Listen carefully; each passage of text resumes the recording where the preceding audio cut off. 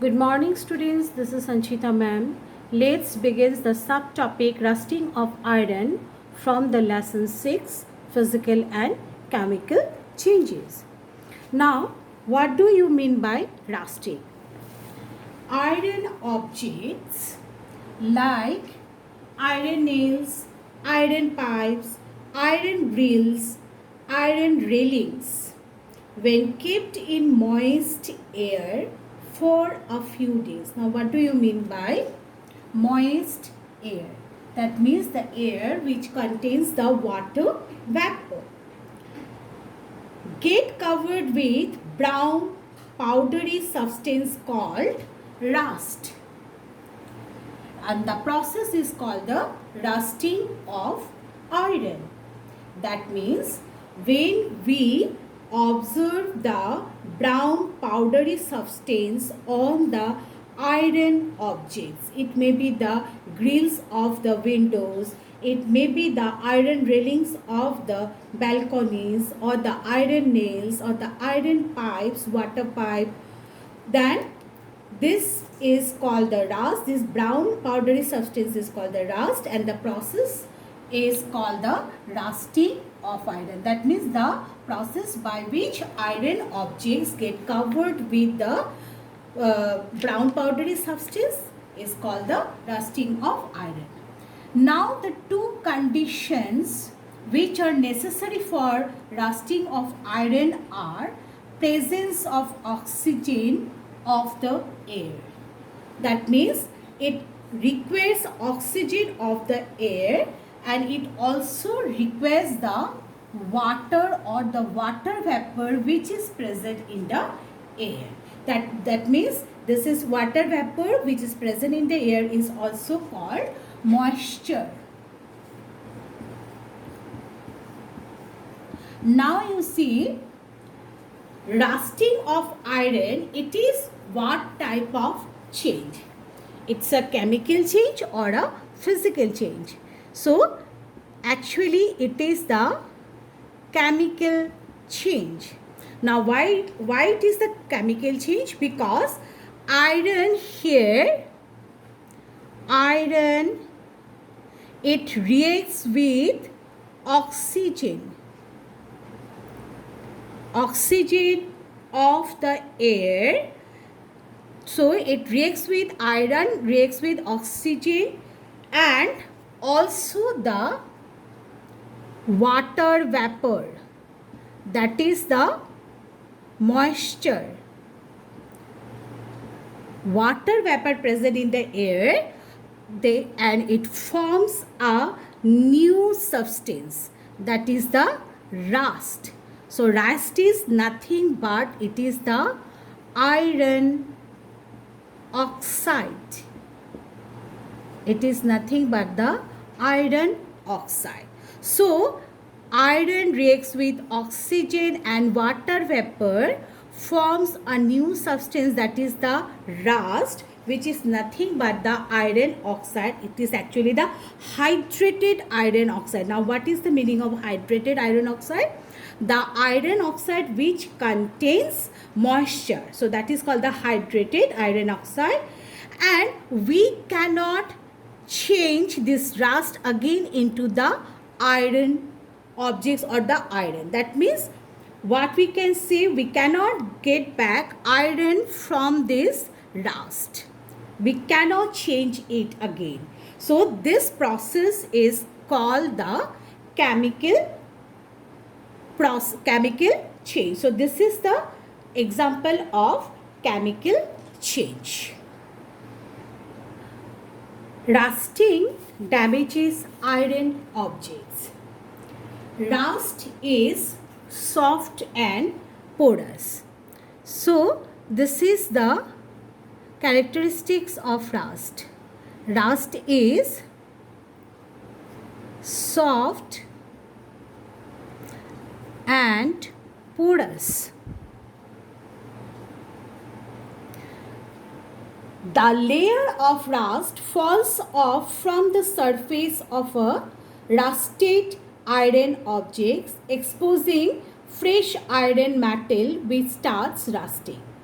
So Rusting is a continuous process, and continuous rusting makes the iron objects weak and ultimately useless when exposed to the, that means to the air, exposed to the air.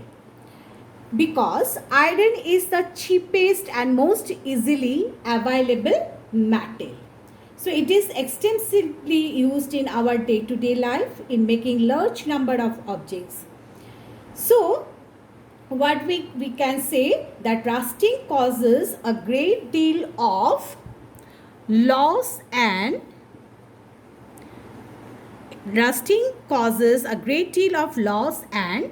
damages. Now, how can we overcome? How can we prevent the rusting of iron? So, rusting is a continuous destructive process. We can say it is a destructive process. It destroys the iron object. So, we need to prevent rusting of iron. So, the prevention of rusting. What are the three processes? Number one, it is the coating of iron surface with paint or grease. So here what happens? Various machine parts and tools made of iron are coated with thin layer of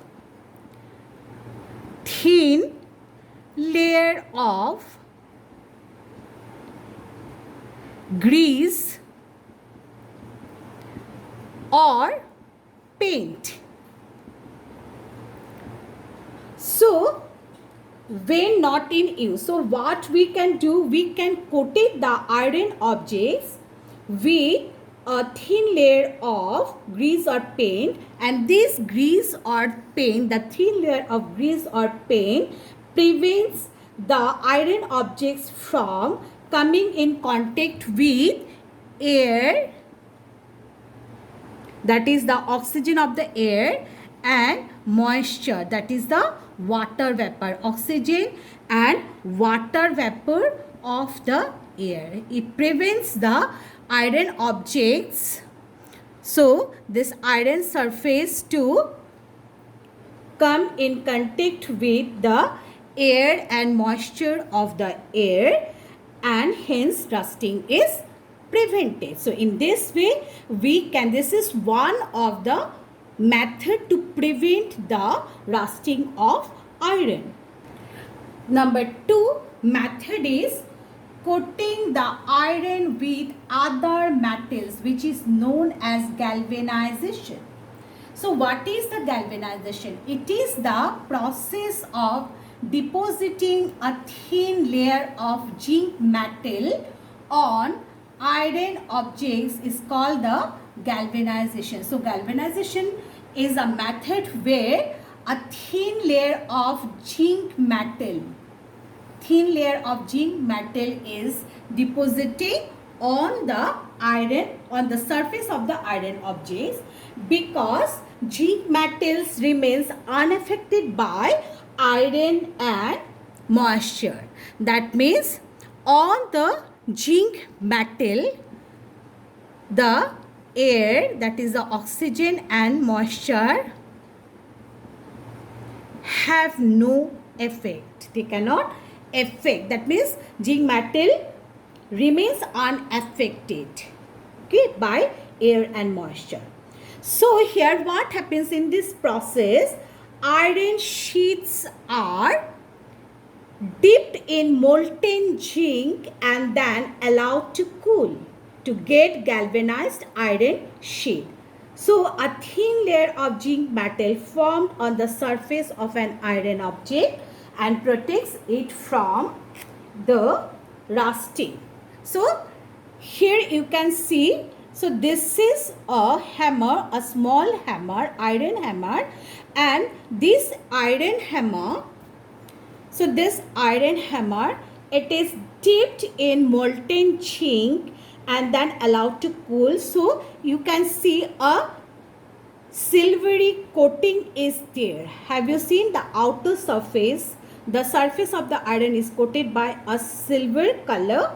So this thin layer of zinc metal form on the surface of this hammer, iron hammer, protects it from the rusting. That means you cannot see any rust on it. So this is the process of galvanization. So in this way, the iron pipes used in our homes to carry water also galvanized to prevent rusting. So iron sheet used for making buckets, drums, dustbins, roof shades are also galvanized to prevent from rusting. And the number 3, the process is by converting the iron into stainless steel or alloy.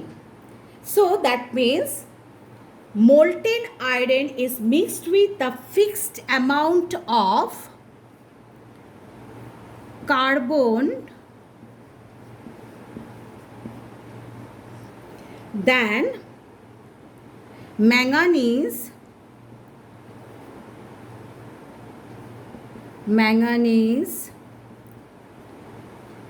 chromium,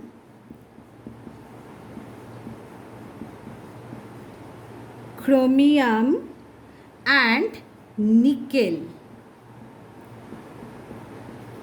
to make the stainless steel. So iron gets mixed with carbon, manganese, chromium and nickel, and it together forms an alloy which is known as stainless steel. Stainless steel. So the stainless steel does not rust at all in the moist air. So this is the stainless steel spoon, which is made up of iron, carbon, manganese, chromium and nickel. So we cannot see rust on it because it does not rust at all in the moist air. So if we change the iron into stainless steel or any other alloy, we can prevent the rusting of the iron objects. Next subtopic is the crystallization. So what are crystals? Crystals are the purest solid form of a substance with a definite geometrical shape. So we know that seawater contains salts dissolved in air. This can be obtained by the process of evaporation. So what is evaporation? Evaporation is the process by which water changes into water vapor. So we can get the salts from the seawater by the process of evaporation. This technique of separation is not good because the salts obtained in this manner are not pure and their crystals are small. So we go for the crystallization. So here we get the crystals. So what are the crystals? They are the purest solid form of a substance with a definite geometrical shape. So not only the salt, sugar, then copper sulfate, then alum and the table salts form the crystals. So crystals of different substances have different shapes. So you have to remember that the different substances have different shapes. The crystals of different substances have different shapes. Now what is crystallization? So crystallization is the process of obtaining the pure solid crystals of a particular substance having definite geometrical shape. So by obtaining crystals, we are able to purify certain substances. So it is the process where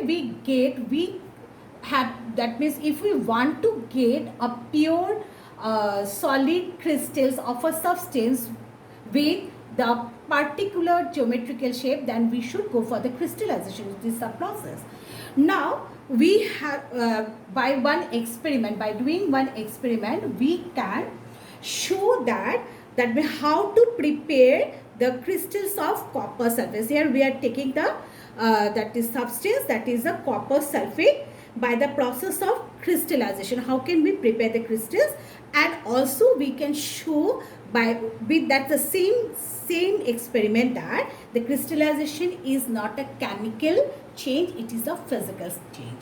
So for that we have to take 100 ml of water in a beaker. So this is a beaker. Here we have taken 100 ml of water and we have to add a few drops of sulfuric acid, H2SO4, in the dilute form, not the concentrated sulfuric acid, but we should take the dilute sulfuric acid. We have to add in 100 ml of water.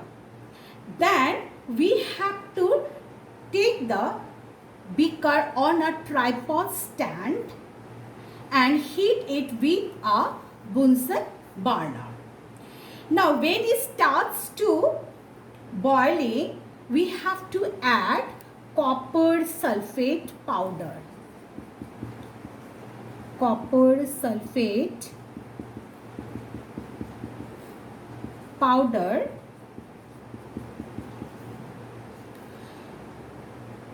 while stirring it continuously. So we have to continue adding copper sulfate powder till no more powder can be dissolved.